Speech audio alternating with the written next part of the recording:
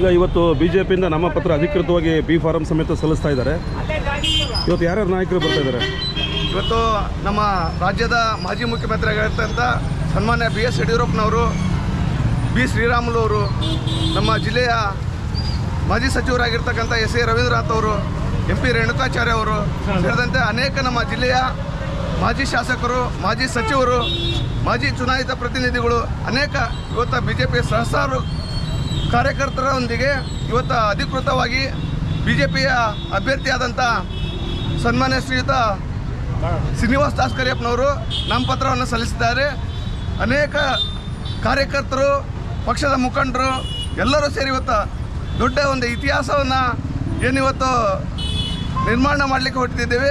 100ಕ್ಕೆ 100 ಭಾರತೀಯ ಜನತಾ ಪಾರ್ಟಿ ಈ ಬಾರಿ ದಕ್ಷಿಣ ವಿಧಾನಸಭಾ ಕ್ಷೇತ್ರ 100ಕ್ಕೆ 100 ಗೆಲ್ತೇವೆ ಅಂತ ಹೇಳಿ ಈ ಸಂದರ್ಭದಲ್ಲಿ ಹೇಳಲಿಕ್ಕೆ ಬಯಸ್ತೇವೆ ಸರ್. ದಕ್ಷಿಣ ಭಾಗದಲ್ಲಿ ಈ ಸರಿ ಹೇಗಿದೆ ಮತದಾರ ಒಲವು? ಯಾಕೆಂದರೆ ಈ ಇತಿಹಾಸದಲ್ಲಿ ಎಲ್ಲೂ ಗೆದ್ದಿಲ್ಲ BJP ಈ ದಕ್ಷಿಣ ಭಾಗದಲ್ಲಿ.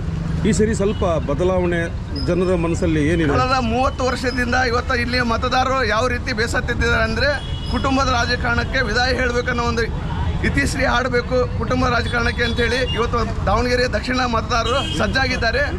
ಇದರ ಅವಕಾಶ ನಮ್ಮ BJPಗೆ 100ಕ್ಕೆ 100 ಆಗುತ್ತೆ ಅಂತೇಳಿ ನಾವು ಭಾವಿಸ್ತಾ ಇದ್ದೇವೆ ಸರ್.